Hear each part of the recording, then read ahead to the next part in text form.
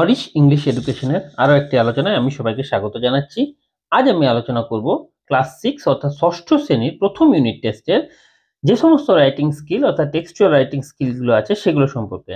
যেহেতু এই বছরের পরীক্ষা ফার্স্ট ইউনিট টেস্ট 30 নম্বরের হবে ইংরেজি বিষয় ছাড়া সমস্ত বিষয়ের ক্ষেত্রেই, তাই রাইটিং স্কিল একটা খুব গুরুত্বপূর্ণ স্থান অধিকার করতে চলেছে। যে মোটামুটি 10 থেকে 12 নম্বর রাইটিং স্কিলের জন্য অবশ্যই থাকবে। তো সেই জন্য যে আমাদের টেক্সচুয়াল রাইটিং গুলো আছে সেগুলো যদি আমরা ঠিকঠাক দেখে যাই তাহলে অবশ্যই সেগুলোর মধ্যেই আসবে, এবং সেগুলো ঠিকঠাক লিখতে পারলেই আমরা অবশ্যই ফুল মার্কস পাবো। তখন কিভাবে লিখতে হবে, কিভাবে সহজে লিখলে আমরা ফুল মার্কস পাবো, সেই তারই একটা মডেল আমি এখানে তৈরি করে দিয়েছি। আশা করছি এগুলো করলে এইগুলোর মধ্যে থেকে বেশিরভাগ স্কুলে কোশ্চেন বা রাইটিং স্কিল অবশ্যই কমন আসবে। এছাড়া তোমরা জানো তোমাদের এবছর যেমন বললাম 30 নম্বরের পরীক্ষা হবে এবং তোমরা সময় পাবে 1 ঘন্টা। তাহলে এখন দেখে নাও আমরা কি কি রাইটিং স্কিলগুলো অবশ্যই খুব ভালো করে গুরুত্ব সহকারে দেখে যাব এবং লিখতে পারলে ফুল মার্কস পাবো। আলোচনা শুরু করব যে প্যারাগ্রাফটার মধ্য দিয়ে, সেটা তোমরা তোমাদের পাঠ্য বইয়ের বা টেক্সট বুকের পেজ নাম্বার 5 অ্যাক্টিভিটি 10 এ পেয়ে যাবে। এটা হচ্ছে মাই হবি বা ইয়োর হবি কোশ্চেন আছে, তাই মাই হবি তার উপরে একটা প্যারাগ্রাফ, শর্ট প্যারাগ্রাফ। এখন দেখে নাও কিভাবে এটা লিখতে হবে। এটা খুব ভালো করে দেখে যাবে, কারণ এটা থেকে বেশিরভাগ স্কুলে প্রশ্ন আসবে। এই যে মাই হবি, এটা তোমরা টাইটেল দেবে। এটা অবশ্যই, এটা খুব গুরুত্বপূর্ণ এবং ক্লাস 6 এর জন্য বলে ছোট করে লেখা হয়েছে। এটা লিখলে ফুল মার্কস পাবে। A hobby is the way of using one's leisure with pleasure. Hobby হলো অর্থাৎ শখ হলো এমন একটা জিনিস যাতে করে কেউ তার নিজের অবসর সময়টাকে আনন্দের সঙ্গে ব্যবহার করে, আনন্দিত হয়ে ব্যবহার করে। লেজার মানে অবসর সময়, প্লেজার মানে আনন্দ।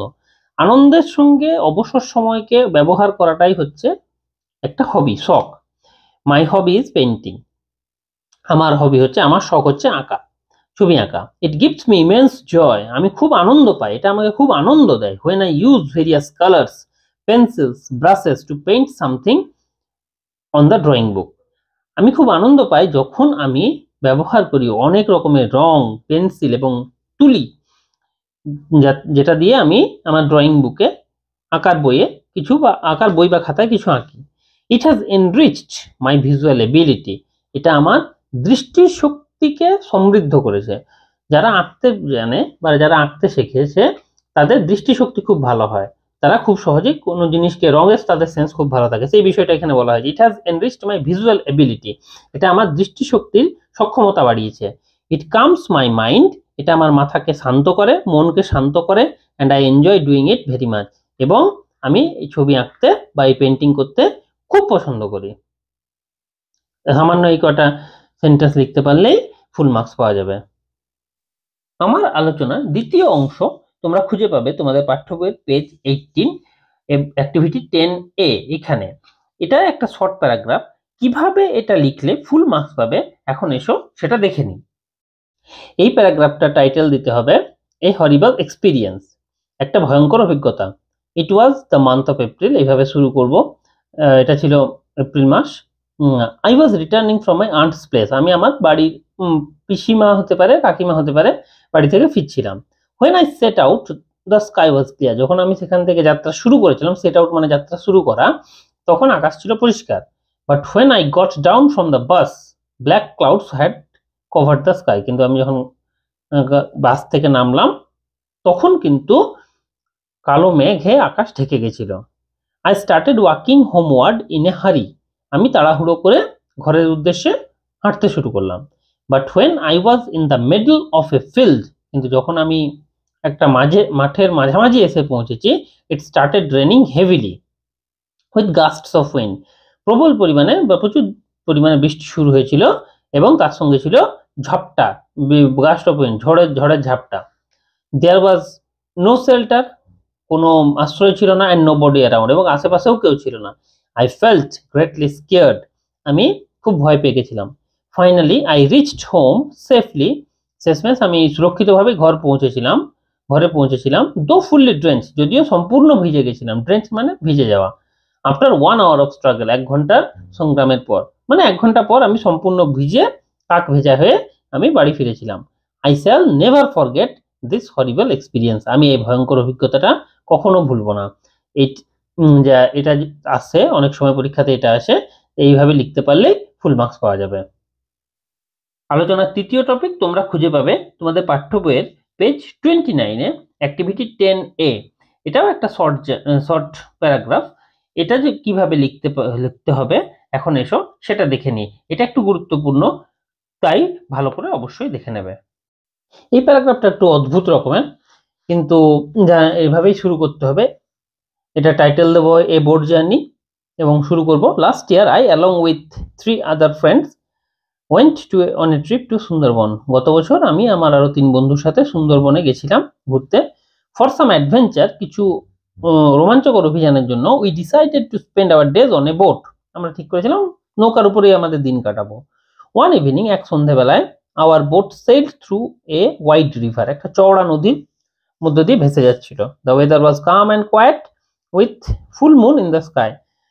আবহাওয়াটা ছিল শান্ত এবং নিস্তব্ধ, এবং আকাশে ছিল পূর্ণচন্দ্র, মানে পূর্ণিমা রাত ছিল বলতে পারা যায়।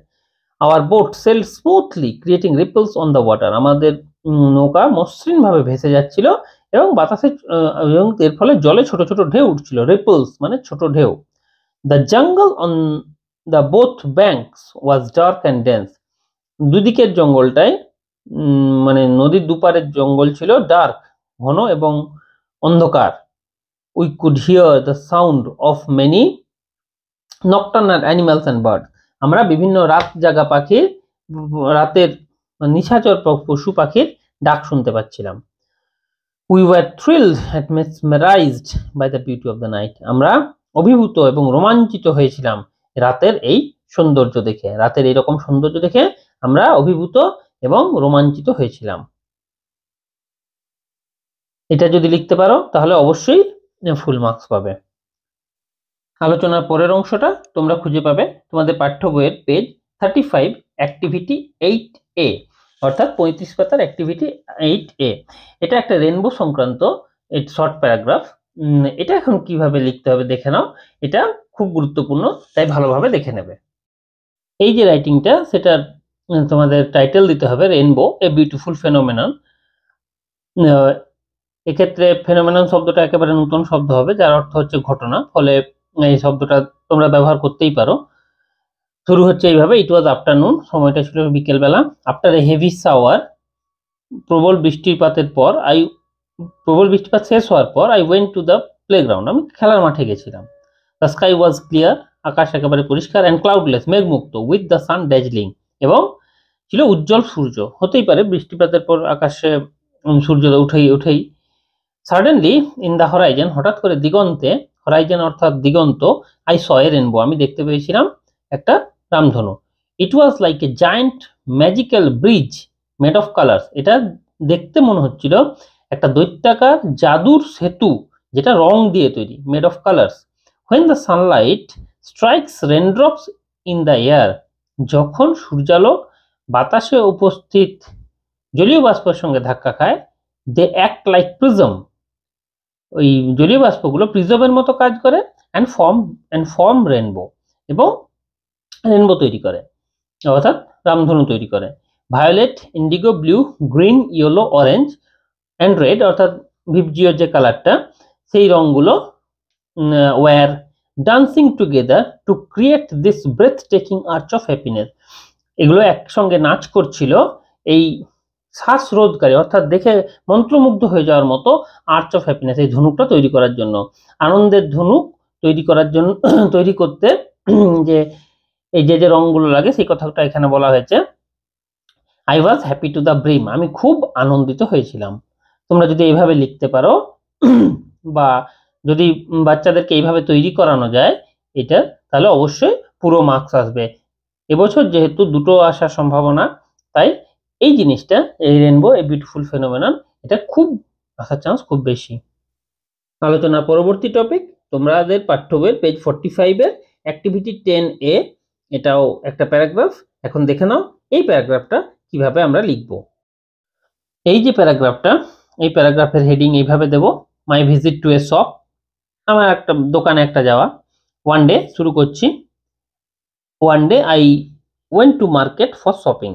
আমি বাজারে গেছিলাম কিছু কেনাকাটা করার জন্য। Suddenly my eyes rested on an object which was displayed on the window of a shop. হঠাৎ করে আমার চোখ গিয়ে পড়েছিল একটা বস্তুর উপরে, একটা জিনিসের উপরে, যেটা একটা দোকানের জানলাতে ডিসপ্লে করা ছিল, অর্থাৎ সাজিয়ে রাখা ছিল। ইট ওয়াজ এ মাস্ক উইথ স্ট্রেঞ্জ অ্যাপিয়ারেন্স। এটা ছিল একটা মুখোশ, কিন্তু অদ্ভুত দর্শন। তার অ্যাপিয়ারেন্সটা দেখতে ছিল অদ্ভুত রকমের। A kind of decorated hood, অনেকটা সাজানো হুড, অর্থাৎ মুকুটের মতো, সাজানো মুকুটের মতো। It was unlike the masks I have seen before. আমি আগে যে সকল মুখোশ দেখেছি, এটা তার মতো ছিল না। আই ফেল্ট কিউরিয়াস, আমি কৌতূহল অনুভব করেছিলাম। And went inside the shop to know about it, এবং এটার বিষয়ে জানতে আমি দোকানের ভিতরে ঢুকেছিলাম। The shopkeeper told me, shopkeeper আমাকে বা দোকানদার আমাকে জানিয়েছিলেন যে ইট ওয়াজ এ ছৌ মাস্ক, এটা হচ্ছে ছৌ নাচের মুখোশ, which the artists wear when they perform Chhau dance, যেটা শিল্পীরা পরে থাকেন যখন তারা ছৌ নৃত্য প্রদর্শন করেন। I felt happy at this information. এই তথ্যটা শুনে আমি খুব আনন্দিত হয়েছিলাম। সামান্য একটা জিনিস, এটা লিখতে পারলে তোমরা ফুল মার্কস অবশ্যই পাবে। আজকের আলোচনা শেষ টপিক তোমরা তোমাদের পাঠ্য বইয়ের পেজ 45 অ্যাক্টিভিটি 10B তে খুঁজে পাবে। এটা তোমার দুটো ইচ্ছে সংক্রান্ত একটা প্যারাগ্রাফ, যে তুমি চাও যে ইচ্ছেগুলো পূরণ হোক। এখন দেখে নাও এই প্যারাগ্রাফটা কিভাবে লেখা যেতে পারে। এই প্যারাগ্রাফটার হেডিং দেব টু অফ মাই উইশেস, আমার দুটি ইচ্ছা। আই হ্যাভ মেনি উইশেস, শুরু করছি এইভাবে, আমার অনেক ইচ্ছা আছে। Everyday new wishes born in my mind, প্রতিদিন আমার মনে নতুন নতুন ইচ্ছা তৈরি হয়। Some of my wishes are temporary but some are long cherished, কিছু কিছু ইচ্ছা সাময়িক, মানে তৎক্ষণাৎ হলো, এখনই হয় বাচ্চাদের যেরকম। Some of my wishes are temporary, সাময়িক, but some are long cherished, কিন্তু কিছুগুলো দীর্ঘ লালিত, অর্থাৎ আমার গভীর ইচ্ছা, পুরো ইচ্ছা এই জিনিসগুলো। First, I want to explore different places, আমার প্রথম ইচ্ছা হচ্ছে আমি বিভিন্ন জায়গা এক্সপ্লোর করতে চাই, ঘুরে দেখতে চাই। দিস উইল এনেবল মি, এটা আমাকে সক্ষম করবে, to meet with various people and learn their culture and explore the endless beauties of the world.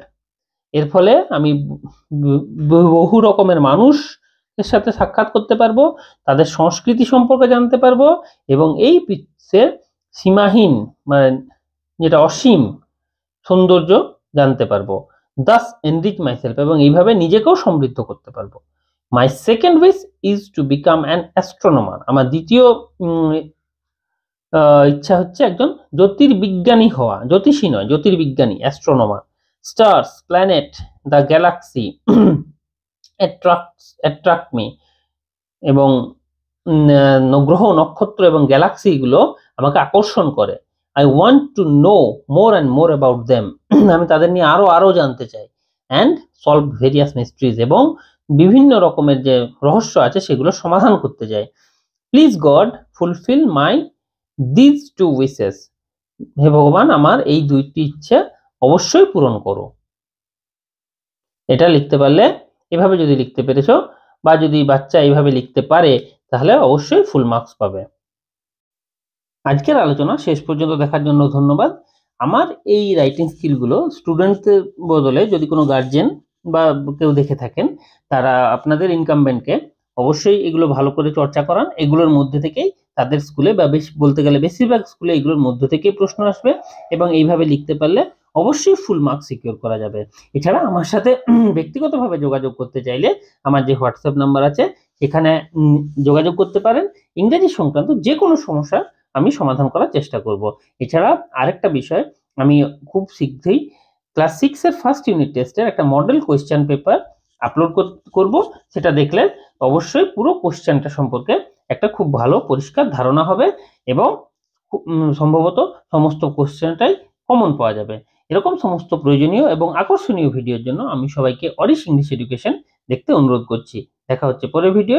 ধন্যবাদ।